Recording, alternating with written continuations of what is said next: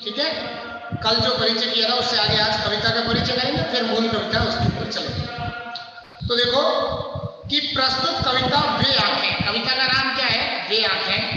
पंत जी के प्रगतिशील दौर की कविता। प्रगतिशील दौर का मतलब है ऐसा टाइम जिस समय हमें आगे कैसे बढ़ना है, यानी हमारा देश आजाद हो चुका था, उसके बाद हमारा देश जैसे आजाद हुआ तो हम भारतीयों की सोच ये रह गई कि हमें अभी आगे कैसे बढ़ना है। आगे बढ़ने का मतलब है प्रगति कैसे करनी, उस दौर की कविता है, उस समय का जो लेखन था उस समय की ये कविता है। फिर कह रहे हैं इसमें विकास की विरोधाभासी अवधारणाओं पर करारा प्रहार किया गया है।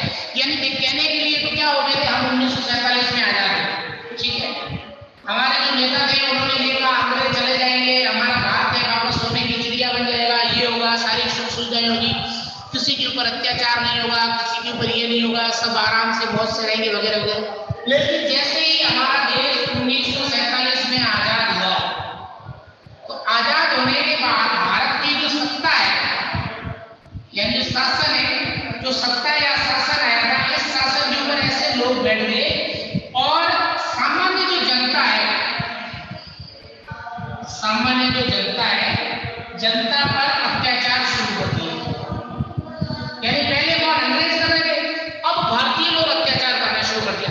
तब लेखक ये कवि ये कह रहा है कि कहने के लिए तो हम आजाद हो गए, कहने के लिए भारतीय लोग हैं वो आजाद हो गए, लेकिन वास्तविक आजादी उन्हें नहीं मिली है। यानी जिस प्रकार अंग्रेजी राज के अंदर भी इतना अत्याचार नहीं था, उससे भी ज्यादा अत्याचार था, वो भारत की जो सत्ता या जो भारत के अंदर जो शासन करने वाले या जो जमींदार उस समय जो ज्यादा सक्रिय थे, जमींदार या राजा, वो और भी ज्यादा करने लगे। तो ध्यान रखना, राजाओं और जमींदारों का वजूद है कब खत्म हुआ? तो 1981-80 के आसपास इंदिरा गांधी ने खत्म किया था। ठीक है, किसने खत्म किया था? इंदिरा गांधी ने खत्म किया था 80-81 के अंदर। इंदिरा गांधी ने जो एक कानून लेके आई थी और उसमें वो सब राजा महाराज जमींदारों का ये सारा रुतबा खत्म कर दिया था। हालांकि उसके बाद इनकी सरकार भी चली गई थी, लेकिन इन्होंने एक वो डंडा मिटा दिया था, सबको उन्होंने सम्मान कर दिया। तो विकास की विरोधाभासी, यानी कहने के लिए तो क्या थी कि विकास हो रहा था, कहने के लिए तो विकास हो रहा था, लेकिन विरोधाभासी स्थिति विरोध एकदम उसके विरोध विपरीत थी। यानी जैसा विकास कहने के लिए नेता कर रहे थे, सपने दिखा रहे थे, वास्तविक धरातल के ऊपर, वास्तविक धरातल का मतलब दिल्ली से आदेश कर दिया या वहां से बड़ा सा वादा कर दिया, लेकिन जमीनी स्तर पर जैसे राजस्थान में काम हुआ है कि नहीं हुआ, वो एक बहुत बड़ी बात है। यानी राजस्थान के अंदर वो काम हुआ है नहीं हुआ है, वास्तविक जितना घोषणाओं में ही रह गया, क्या वो वहां पर उस कार्य की कोई प्रगति वगैरह हुई है, तो वो एकदम कुछ भी नहीं थी। यानी विरोधाभास उल्टा था, कहने के लिए वो जनता की भलाई के नाम पर कह रहे थे, लेकिन भलाई के स्थान पर वो क्या कर रहे थे? अत्याचार ही अत्याचार कर रहे थे। तो अवधारणाओं पर करारा प्रहार किया है, यानी दिखा रहे थे, उनके ऊपर उन्होंने कड़ा व्यंग्य किया है। युग युग से शोषण के शिकार किसान का जीवन कवि को आहत करता है। यानी युग युग से और किसान, सबसे ज्यादा ध्यान रखना शोषण किसका हुआ है? किसान का हुआ। क्यों हुआ है? क्यों? क्योंकि किसान है वो क्या करता है? अनाज उत्पन्न करता है। चाहे आप किसी भी युग में चले जाओ, जो मूल आधार जीवन का है वो क्या है? अनाज। आप किसी भी युग में चले जाओ, जीवन का जो मूल आधार है वो क्या है? अनाज है। तो जो पैदा करने वाला है सबको खिला रहा है, लेकिन वो खुद शोषण के अंदर भूख मर रहा है। क्या हो रहा है? भूखे मर रहा है। तो यहाँ ये दिखाया गया कि हमारा देश आजाद हो गया। पहले हम राजा महाराजा, उसके बाद कौन करते थे? अंग्रेज। अंग्रेजों के बाद देश आजाद हो, लोगों ने सोचा सुख शांति है, लेकिन उसके अंदर भी हमारा जो किसान है वो किसान क्या है? शोषण का शिकार है, भूखे मर रहा है। अनाज पैदा करने वाला जो दूसरों को अनाज पैदा करके दे रहा है, वो खुद भूखे मर रहा है। तो ऐसी स्थिति है वो आई है। फिर वो कह रहा है दुखद बात यह है कि स्वाधीन भारत में भी किसानों को केंद्र में रखकर व्यवस्था ने निर्णायक हस्तक्षेप नहीं किया। यानी केंद्र ने कहने को तो कह दिया, लेकिन जो राजा महाराजा थे या जो कहने वाले जो बड़े लोग थे या इधर उधर के जो लोग थे, उन्होंने उसके अंदर कुछ भी हस्तक्षेप नहीं किया, बताड़ी में नहीं, उन्होंने कुछ भी नहीं किया। वो सिर्फ जो बड़े बड़े नेता थे उनके कहने पे चल रहे थे। अब कौन किस क्षेत्र में कितना अत्याचार वगैरह कर रहा था, तो वो वैसे का वैसे चल रहा था। और सबसे ज्यादा अत्याचार में किस कौन रहा था? तो किसान है वो तीसरा था। कविता ऐसे दुष्चक्र का मतलब होता है जो सोच समझ करके किसी के साथ धोखा करते हैं, चालाकी करना। दुष्चक्र का मतलब क्या होता है? सोच समझ करके चालाकी से या धोखे से किसी के साथ ऐसे दुष्चक्र करके मैं फंसे किसानों के व्यक्तिगत या पारिवारिक दुखों की परतों को खोलती है और स्पष्ट रूप से विभाजित समाज की वर्गीय चेतना का खाका प्रस्तुत करती है। यानी कहने के लिए सब कहते हम सहायता करेंगे, किसान तो सबको अनाज उत्पन्न करके दे रहा है, लेकिन जब किसान को सहायता करने का समय आया कि किसान की सहायता करनी है, उस समय किसी ने भी किसान की सहायता नहीं की, सब अपना अपना रास्ता मांगे। कहने के लिए किसान सबकी सहायता करता है, लेकिन जब किसान को सहायता की आवश्यकता हुई उस समय किसी भी दूसरे काम करने वाले या अन्य व्यवसाय करने वाले किसी भी व्यक्ति ने किसान की सहायता है वो नहीं की। किसान अपनी उसी स्थिति के ऊपर, उसी परिस्थिति के ऊपर है वो जी रहा था, किसान की सहायता करने वाला कोई नहीं था। तो ये एक समाज का जो दृश्य है वो दृश्य यहाँ पर कवि ने क्या किया है, दिखाने का प्रयास किया है इस कविता के अंदर से। ठीक है, आप ये मान के चलो, आप ये देखो आज से अगर अपन 50 साल पीछे चले जाते हैं, 50 साल यानी 2020 चला, 1980 के पास चले, तब तक गांव में क्या स्थिति थी? जो मतलब बढ़िया वर्ग होता था या जो सेठ साहूकार होते थे वो क्या करते थे कि अपने यहाँ राजस्थानी, अपने इस बाड़मेर अंचल की एक कहानी है, कोई व्यक्ति था किसी बढ़िया से सूठ लेके गया, सूठ एक जो खाने की चीज होती है वो लेकर के गया। ठीक है, पहले क्या होता था, किसान के पास पैसे नहीं होते तो लेके चला, वो कहता था जब भी मेरी फसल आएगी उस समय मैं आपको पैसे दूंगा और आप मेरे पैसे ले लेना। ठीक है, तो उधार दे देंगे। अब उसने 1 किलो सूट लेके गया, उसकी जगह सूट की जगह उसने ले दिया 1 ऊंट। अब सूट क्या भाव और ऊंट क्या भाव, और जैसे वो भाई तुम मेरे से ऊंट लेके लाओ ऊंट वापस। और ऊंट और बैल दोनों किसान के जीवन के आधार होते थे। क्यों? क्योंकि कृषि कार्य में दोनों योगदान देते थे। भाई उसको हल चलाना है, कोई माल लाना है, कोई भार इधर से उधर ले जाना, ऊंट का उपयोग होता है। तो इस प्रकार से उल्लू बना था। यानी ऐसा कहा जाता है कि अगर एक बार किसान किसी सेठ साहूकारों के चक्कर में पड़ गया, सेठ या साहूकार के चक्कर में पड़ गया, अगर किसान ने 100 रुपए ले लिए उस सेठ से, तो वो 100 रुपए भरता मर जाएगा, लेकिन 100 रुपए कभी भी पूरे नहीं होंगे, उसकी आने वाली औलाद को भी भरना पड़ेगा। क्या? यानी 12 महीने के अंदर 100 के 200 हो जाते थे। ठीक है, अगले महीने में 200 के 400 हो जाते थे। यानी वो ब्याज भरता रहता था, वो कहता था मूल अभी भी बाकी। ऐसे चलते। तो किसानों का जो शोषण हो रहा था, अब धीरे धीरे पैसे नहीं चलते, जमीन दे, बैल दे, ये दे, वो दे, मतलब ऐसे करके वो किसान से उसको बंधुआ मजदूर बना दिया जाता था। फिर बस खाना खिलाओ, मेरे यहाँ काम कर, और कुछ भी नहीं मिलेगा, काम करेगा उसको खाना मिलेगा। किसान काम करेगा, किसान को बेटा करेगा, बेटे को, बाकी वालों को कुछ भी नहीं मिलेगा। क्यों? क्योंकि मैं सुनता हूँ। तो इस प्रकार की जो स्थितियां किसानों के साथ होती है, तो कभी ये 1950-60 की स्थिति का बखान वो बता रहा है, ब्यौरा दे रहा है कि उस समय समाज के अंदर हमारे यहाँ कहने के लिए तो हम क्या हो गए, स्वतंत्र 1947 में हो गए, लेकिन वास्तविक धरातल के ऊपर, वास्तविक जो हमारा ये धरातल है, इसके ऊपर किसानों की स्थिति है, किसानों की जो मनोदशा है वो किस प्रकार से है, उसको दिखाने का प्रयास किया। अब देखो, कविता है कि अंधकार की गुहा सरीखी उन आंखों से डरता है। अब आप देखो किसी व्यक्ति को बहुत ज्यादा दुख है ना, जैसे किसी का देहांत वगैरह हो जाता है तो घर वाले रोकते हैं, उसके बाद ज्यादा दुखी टाइम पे खाना वगैरह, तो आदमी की आंखें अंदर को धस जाती है ना, अंदर से धस जाती है। यहाँ आंखों के ऊपर क्या काले काले धब्बे बन जाते हैं, यानी जैसे ही आंखें अंदर को धस गई तो आंखों के ऊपर क्या बन जाएंगे, काले काले धब्बे बन जाते हैं, कि आंखों के ऊपर एकदम पूरी तरह से इस प्रकार के काले काले धब्बे बन जाएंगे, और उन धब्बों के अंदर ऐसा लगेगा मतलब पूरा दुख ही दुख पड़ा है। तो वहां पर कवि ये कह रहा है कि किसान एकदम निराश हो गया है, उसके पास कोई चारा नहीं है। अब वो कहते हैं यार मैं करूँ तो क्या करूँ, मेरी जमीन जायदाद सब बिक गई है। फिर उसको अपने जो पहले की जो बातें हैं वो याद आती है कि भाई किस प्रकार से मैं सुखी रहता था, प्रसन्न रहता था, या ये वो करता था।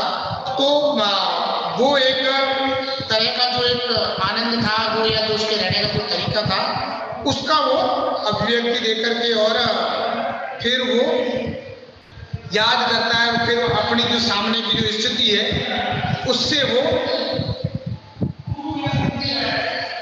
उससे जो उसके भाव निकलते को बताने का प्रयास कर रहा है। तो एकदम पूरी तरह से निराश है, आंख के अंदर को धस गई है। तो अंधकार की गुहा सरेगी। गुहा का मतलब होता है गुफा। गुहा का मतलब क्या होता है? गुफा।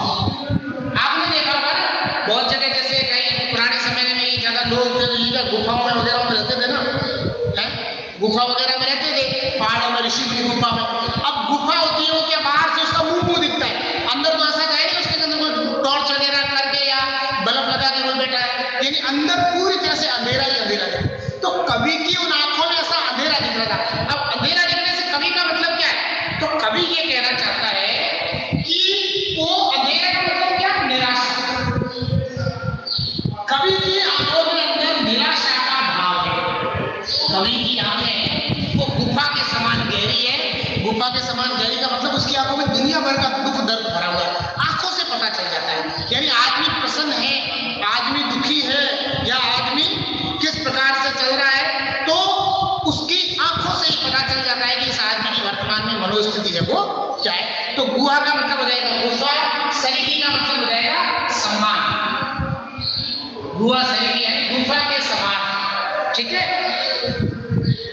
उन आंखों से डरता है। कवि कह रहा है जब मैं किसान की वो गुफा के समान जो आंखें देखता हूं, उसको देख के मुझे डर लगता है। क्यों डर लगता है? कि मुझे ये लगता है वास्तव में इसके ऊपर कितना दुख दर्द बीता होगा, यानी इसने कितना दुख सहन किया होगा। इसका परिवार गया, इसकी खेती गई, इसकी जमीन जायदाद गई, इसके बैल गए, यानी इसका सब कुछ चला गया, पत्नी चली गई, औलाद चली गई। तो उसके बाद इसको मतलब हृदय में कितना दुख होगा। वो आंखों को देख करके कह रहा है, कभी कह रहा मैं आहत हो जाता हूँ, मतलब मैं परेशान हो जाता हूँ। उसकी आंखों को देख करके कवि कह रहा है मैं आहत हो जाता हूँ, मैं परेशान हो जाता हूँ कि कितना दुख, कष्ट, दर्द, वेदना है वो उसकी आंखों के अंदर भरा हुआ पड़ा है। तो उन आंखों से डरता है मन, भरा दूर तक उनमें दारुण, भरा दूर तक उनमें दारुण। दारुण का मतलब होता है कठोर। दारुण का मतलब क्या होता है? कठोर, ठीक है। दारुण का मतलब होता है कठोर, मतलब बहुत ज्यादा कठोर दर्द, मतलब वो जो बहुत ज्यादा हो, या जिसको अपन कह सकते हैं निर्दय, मतलब जिसके अंदर कोई दया नहीं है, निर्दय।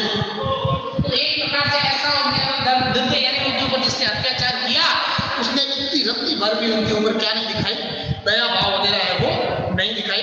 तो भरा दूर तक उनमें दारुण दैन्य दुख का नीरव रोदन। अब देखो दैन्य दुख का मतलब क्या है? दीनता, मतलब बहुत ज्यादा एकदम मतलब रोने की लास्ट स्थिति। आपने किसी का हाथ, कोई आपको मार रहा है, आपने हाथ जोड़े, ये किया वो किया, ऐसा किया वैसा किया, मतलब परिस्थितियां इतनी हो गई कि अंतिम अवस्था पर आदमी जब थक जाता, कुछ भी होगा, जो करना है करो, मारो पीटो जो भी करो, ऐसी स्थिति जो किसान की है वो, यानी उसकी ऐसी स्थिति दीनता जिसको कहते हैं ना, ठीक है। दैन्य का मतलब क्या हो जाएगा? दैन्य का मतलब हो जाएगा दीनता, ठीक है। दैन्य का मतलब हो जाएगा दीनता से, ठीक है। दैन्य का मतलब हो जाएगा दीनता, यानी उसकी जो अवस्था है, दीन अवस्था के अंदर वो है। तो दैन्य दुख का नीरव रोदन। देखो नीरव, नीरव का मतलब होता है शब्द रहित, रोदन का मतलब होता है रोना। अब वो रो तो रहा है लेकिन उसके पास रोने के लिए भी क्या नहीं है? शब्द नहीं। क्यों नहीं है? क्योंकि वो उसका इतना दुख ज्यादा है, उसका दुख है वो इतना ज्यादा है, उसका कष्ट और वेदना इतनी ज्यादा है कि उसको व्यक्त करने के लिए उसके पास शब्द नहीं है। बस उसकी आंखों के अंदर वो भाव तैर रहे हैं, उसकी आंखों के अंदर वो वेदना तैर रही है, उसकी आंखों के अंदर वो एक प्रकार का दर्द है वो तैर रहा है। तो दैन्य दुख का नीरव रोदन। नीरव रोदन का मतलब होता है यानी शब्द रहित रोना। नीरव रोदन का मतलब क्या हो जाएगा? शब्द रहित रोना, शब्द रहित, यानी वो दीनता से, दुख से, कष्ट से, वेदना से शब्द रहित होकर के और क्या कर रहा है? रो रहा है। और उसका वो रोना, वो किससे रो रहा है? तो वो आंखों से। किससे रो रहा है? आंखों से। शब्द नहीं है उसके पास रोने के लिए, लेकिन वो आंखों से रो रहा है। वह स्वाधीन किसान रहा, अभिमान भरा आंखों में इसका, छोड़ उसे मजदार संसार करदार शब्द। यानी पहले, आज से पहले वो स्वाधीन, स्वाधीन का मतलब किसान स्वतंत्र था। अंग्रेजों के समय भी अंग्रेजों ने जहां तक प्रयास हुआ उससे लगान वगैरह वसूलने के लिए, और उससे पहले जब हमारे अच्छे राजा थे, जो राजा महाराजा या हमारा जो 1500-1600 से जो पहले का टाइम है, किसान को ज्यादातर यानी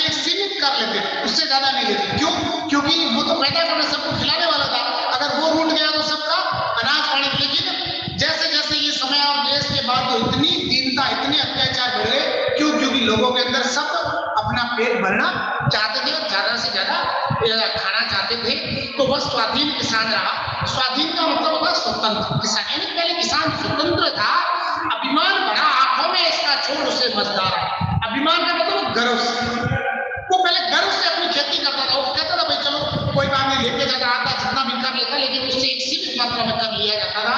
लेकिन अभी तो उसके पास सीमितता का कोई दायरा नहीं था, अपने हिसाब से मन माने हिसाब से जो लोग थे वो उसको परेशान करते रहते थे। तो फिर कह रहा है अभिमान भरा आंखों में इसका छोड़ उसे मजदार। मजदार का मतलब होता है, वैसे तो होता है सागर के बीच में, लेकिन यहाँ इसका मतलब है समस्याओं के बीच में, समस्याओं के बीच, यानी समाज बाकी जो लोग हैं, बाकी व्यवसाय करने वाले वगैरह, किसान को आज समस्या के बीच छोड़ दिया। किसान को क्या समस्या है, किसान को किस प्रकार से दिक्कत है, किसान को किस प्रकार से समस्या है, कैसे वो परेशान हो रहे हैं, किस प्रकार से उसके दुख है, कोई चिंता नहीं कर, सब अपने काम में लगे। जबकि सब भूखे मरते हैं, किसान सबको खिलाता है। लेकिन कभी ये कह रहा है कि आज किसान की दशा बहुत बुरी है, किसान बहुत ज्यादा परेशान है, किसान बहुत ज्यादा दुख दर्द और वेदना के अंदर है, लेकिन कोई भी व्यक्ति किसान की शुद्ध है वो नहीं ले रहा है। तो कवि कह रहा है कि छोड़ उसे मजदार आज संसार कंगार। कंगार का मतलब क्या होता है, किनारा, ठीक है। कंगार सदृश, सदृश यानी सम्मान, यानी किनारे के समान। क्या लेगा, किनारे इस, जैसे नदी का जो किनारा होता है बीच में से छोड़ के, किनारा तो कभी बीच में नहीं जाता, नदी का किनारा तो वही रहेगा। तो कभी कह रहा है कि संसार भी उसी प्रकार, जैसे नदी का किनारा बीच में नहीं जाता, छोड़ करके दूर आ जाता है, वैसे ही आज किसान को समस्याओं के बीच या उस सागर की जो मुसीबतें हैं उनके बीच, या जीवन की जो मुसीबतें हैं इसके बीच छोड़ दिया है। लेकिन आज उसकी कोई सहायता नहीं करा। संसार के जितने भी लोग हैं, दूसरे व्यवसाय करने वाले जो लोग हैं, उन्होंने उसकी समस्याओं से क्या कर लिया, पल्ला झाड़ करके दूरी बना ली है, और जिसके कारण आज किसान की समस्याएं हैं वो दिनों दिन क्या हो रही है, बढ़ती ही जा रही है, और किसान उसके अंदर पिसता जा रहा है। और सब लोग जहां तक वो क्या प्रयास कर रहे हैं कि किसान का वो क्या करे, शोषण है वो कर रहे हैं, और जिससे किसान है वो बहुत ज्यादा दुख दर्द वेदना और कष्ट के अंदर बैठा है। फिर कहते हैं लहराते हुए खेत ध्रुवों में। लहराते मतलब उसको पुराने समय की याद आती है कि कैसे मेरे खेत लहराते हुए ध्रुवों। ध्रुवों का मतलब होता है आंखें, ठीक है। ध्रुवों का मतलब क्या होता है, आंखें। ध्रुवों का मतलब होता है आंखें, यानी उसको जब पुराने समय के जब खेत उसकी आंखों के सामने लहराते थे, तो लहराते हुए खेत ध्रुवों में हुआ बेदखल अब हुआ जिनसे, यानी पहले वो खेत जिनके अंदर वो कृषि करता था, फसल लहराती उसको देखकर उसको लगता था वाह वाह मेरी फसल, आज उन खेतों से उसको बेदखल कर दिया गया। क्यों? क्योंकि साहूकार सेठ साहूकार और जमींदारों ने किसी जैन प्रकार से उससे उसके जो खेत है वो क्या कर लिए हैं, छीन लिए हैं। हुआ बेदखल। बेदखल का मतलब क्या होता है, उसको उससे हटा दिया है। बेदखल का मतलब क्या होता है कि उसको उससे क्या कर दिया है, हटा दिया है। एक ध्यान रखना, कंगार सदृश किसका, उसके अंदर है ना उपमा अलंकार है, ये ध्यान रखना, ठीक है। ये है ना अंतिम संसार कंगार सदृश, यानी संसार किनारे की तरह ये समान, तो उसमें उपमा अलंकार हो गया, ठीक है। फिर देखो अब क्या कह रहा है किसान के बारे में कि लहराते हुए खेत ध्रुवों में हुआ बेदखल। बेदखल का मतलब ये हो जाएगा कि मतलब अधिकार हट गया, उसका जो खेत के ऊपर अधिकार था वो छीन लिया गया, यानी जो किसान का खेत था उसके मालिक कोई और बन गए। हुआ बेदखल अब वो जिनसे का मतलब उन खेतों से, हस्ती थी उसके जीवन की हरियाली जिनके तृण तृण से। तृण का मतलब होता है तिनका, यानी वो खेत जिनको देख करके और किसान का जो रोम रोम है वो आनंदित हो जाता है। यानी किसान, देखो किसान आदमी होता है वो क्या देख के हंसता है, अपना घर परिवार है, गाय अपना बछड़ा देख। ऐसे ही किसान की जब खेती अच्छी होती है, हरे भरे जो खेत उसके सामने खड़े रहते हैं, उस समय वो क्या होता है, बहुत ही ज्यादा आनंदित और एकदम मस्त हो जाता है। तो कभी ये कह रहा है कि जिन खेतों की हरियाली देख करके और उसके तृण तृण यानी उसके तिनके को देख करके किसान जो प्रसन्न हो जाता था, आज किसान को उन खेती खेतों से बेदखल कर दिया गया है। आज किसान को उन खेतों से क्या कर दिया गया है, बेदखल कर दिया गया है। और बेदखल करने वाले कौन है, तो बेदखल करने वाले वे लोग हैं जो गैर गैर प्रकार से साहूकारिता और कुचक्र चल के किसान के साथ धोखा करके, उल्टा सीधा करके या उधारी वगैरह दे करके और धीरे धीरे उसका जो घर परिवार है वो सब बर्बाद कर दिया और उसके जो खेत है, उसकी जो जमीन है, वो सारी जमीनें जमींदारों ने हड़प ली।